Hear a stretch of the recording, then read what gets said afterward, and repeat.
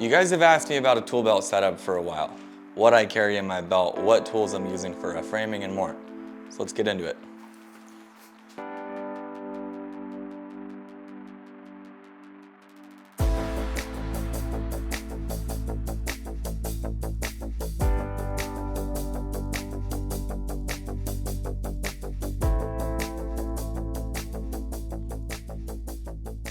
Now, over the years, I've figured out tool belts that I enjoy. I figured out tool belts that I don't enjoy. I have an Occidental setup, the full leather hanging with the suspenders in the corner of the room. That was a little too bulky for me. Couldn't squeeze into tight spaces. Didn't like just how big and heavy everything really was. I had multiple setups from Diamondback, but I found that the pouches were a little too slim and I couldn't get my hands in there to grab fasteners out. Things would get stuck down in the bottom. And oftentimes I couldn't wear them without suspenders because the support on your hips just wasn't there. So I had to rock suspenders the whole time, which led to my shoulders hurting from time to time. I wanted a belt that I could just pick up, strap around my waist, and get to work. I have no affiliation with Badger whatsoever, but I ended up buying this Badger, now branded Occidental leather, made in USA sawdust kit. It's a pretty basic off the shelf, I bought it from my local lumberyard, belt that you just throw on and put some tools in. I know some people out there have these crazy customized hand-built pouch setups, but that's just not me. I've had probably 15 sets of bags in the last 10 years, and if I paid $1,000 a piece to have them custom made, I'd be broke right about now. So today we're gonna go over my sawdust kit from Badger. I'm gonna talk to you about all the tools that I carry daily for rough framing, and we'll go over what their uses are, why I carry them, why I chose to carry them, and more. With that being said, welcome back to a brand new video. Today we're gonna go over my tool belt, talk a little bit more about it. If you guys have any questions whatsoever, drop them in the comments down below. If you're enjoying the content we've been putting out lately, please hit that subscribe button. And before you ask, there is a description box down below that has every single tool that we're about to go over, including the tool belt here. Click that and go check them out. All right, so let's get right into it. This is the Badger Occidental co-branded set. I believe it's called the Sawdust. The link will be in the description down below. There is nothing fancy about this belt. It is straight off the shelf. I paid about $350 for this kit from a local lumberyard who had just started stocking them. For those of you that don't know, the company Badger recently sold out to Occidental, and therefore a lot of the stuff is now co-branded. While Occidental for years has done the leather pouches, they haven't done anything like this where it's sort of a mixed material and not full-blown leather. So this was their gateway into it, was buying out Badger. So the main reason that I like this setup is because of this back portion here. This is big enough that it wraps the back side of my back and it's able to stay up on its own all day long. There are a few instances where it will start to pull my pants down a little bit, so I do have to readjust the thing. But if I'm wearing a belt, this will stay on for 8 hours without a single issue. So that back support here is huge. You've got a padded belt all the way around. The Cobra clip is very similar to what you saw with Diamondback. And the pouches are just quite simple. You have the left-hand side. I'm right-handed, so my tape goes on the left, my square goes on the left, and fasteners go right here. And on the right-hand side here, we'll have the chalk line, all of my marking devices, my cutting devices, and then in the right-hand side here, sometimes I have fasteners, sometimes I have hardware. It all depends on what is going on that day. You have hammer on the front of the right, you have cat spot on the front of the left with the sleeves that hide everything in between the pouch and your thighs. Some people say that setup's a little uncomfortable, but to me, I wouldn't go back to any other way. So just so you're looking at this correctly, this would go on me just like so. So my right-hand side is this pouch, my left-hand side is this pouch here. Let's start on the left because it's super simple. I've been carrying now for a while the Crescent 2-in-1 speed square. So this square right here is an absolute lifesaver when it comes to framing. Having the ability to switch from a regular speed square to a 12-inch and get a nice clean mark all the way across is a beautiful thing.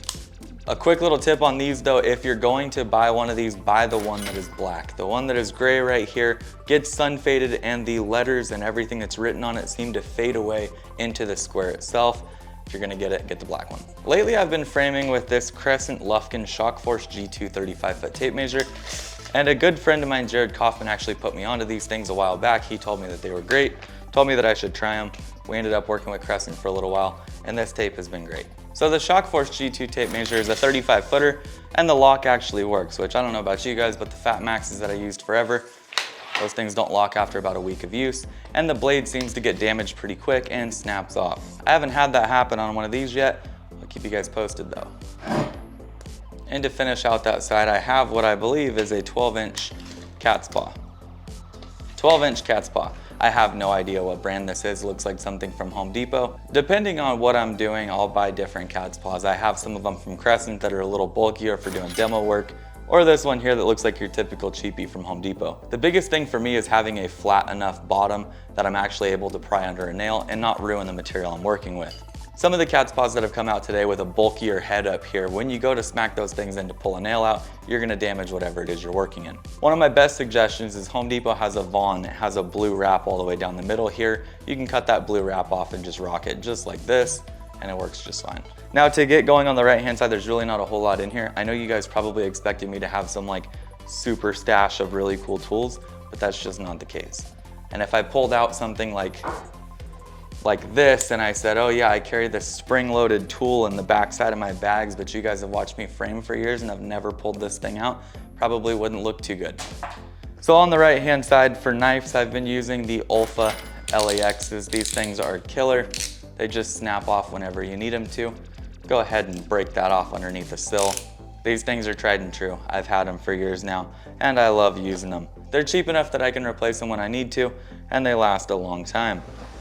So the hammer that I've been swinging lately is the Crescent 22-ounce wood handle hammer. This thing just feels like a classic old Vaughn. It's got a good swing to it, fits good in the hand, and I can get the power out of it that I need. So for a while there, I was swinging what we call an Erner brand hammer. He's a good friend of mine from the Carpenters Union, and he sent me out a hammer that he made. It's got a flat top across it, and it's a straight wood handle. I use that thing for a good bit. I think it's 19 ounces. But I needed something with a little bit more weight, and this 22-ounce Crescent hammer has just that. And for the price tag at Home Depot, you can replace these things fairly easy in the case they ever do break. But so far it's been about a year and I haven't had any issues. Really odd little chalk line here.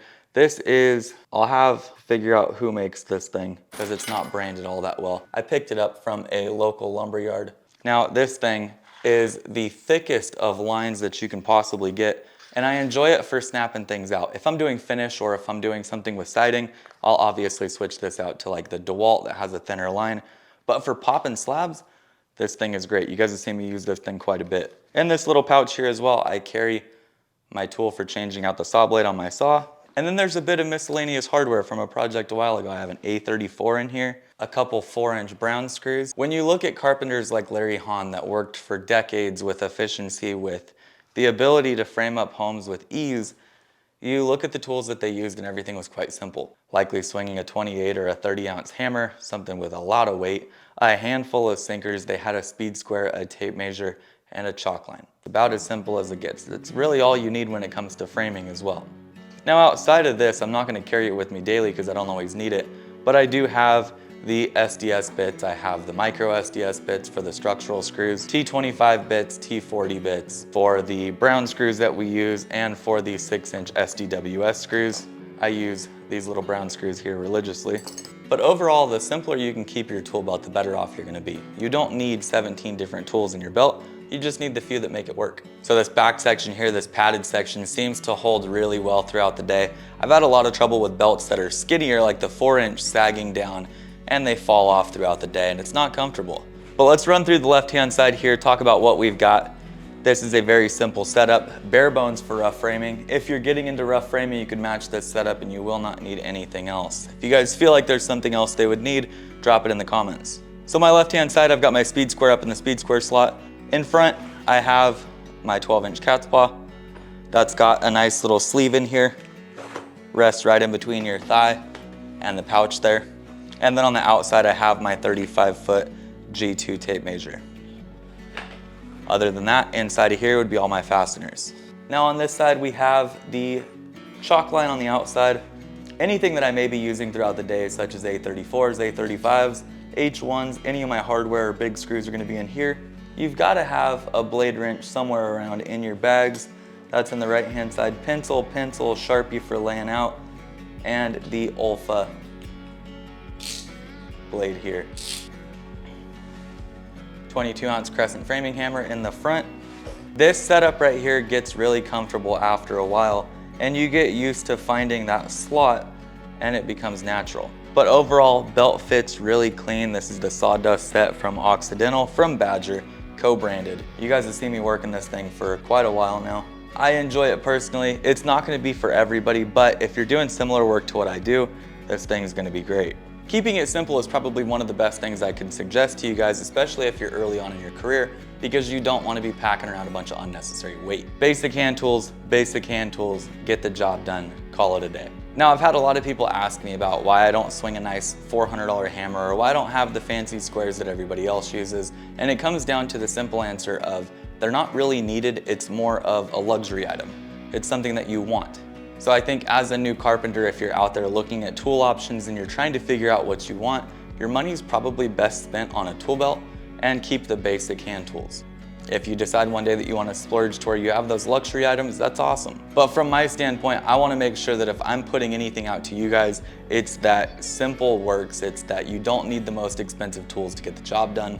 And while those tools might look really nice, the last thing I want you guys doing is watching my videos and going, dang, if I don't have that $400 hammer, I'm not a good carpenter, because that's simply not true. If you guys go back in time and look at the framers that were here 30, 40 years ago, they didn't swing super fancy hammers, they just swung what worked. So if you've ever wondered why I don't have those luxury items, it's because I don't want to influence you guys in a negative way and show you that this is what you need to be doing in order to be good. Stay tuned though, because one of my next videos, we build out a budget built setup from Home Depot.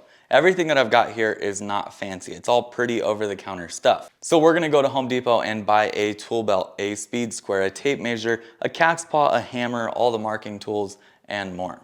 We're gonna build out this tool belt system. I'll tell you exactly how much it's gonna cost. I'll show you that it's efficient enough to work in to get your career started. Once we're through with that video and we know the exact amount that it costs to build out that tool belt, we're gonna give away a couple of those here on the channel. We'll give you a gift card with that total on it, and if you need the setup, you can go out and buy it. Kickstart a few of your guys' careers, get you the tools that you need to get your foot in the door. But with that said, thank you guys for checking out my tool belt. Hope you guys enjoyed getting a little inside look on what I'm carrying these days, the hand tools that I've got, the super simple layout that we've got here, this belt that seems to be tried and true. If you guys enjoyed the video, please make sure to leave a like on it. If you have any questions, comments, drop them down below. Subscribe if you can, appreciate it greatly. I'll see you guys next time.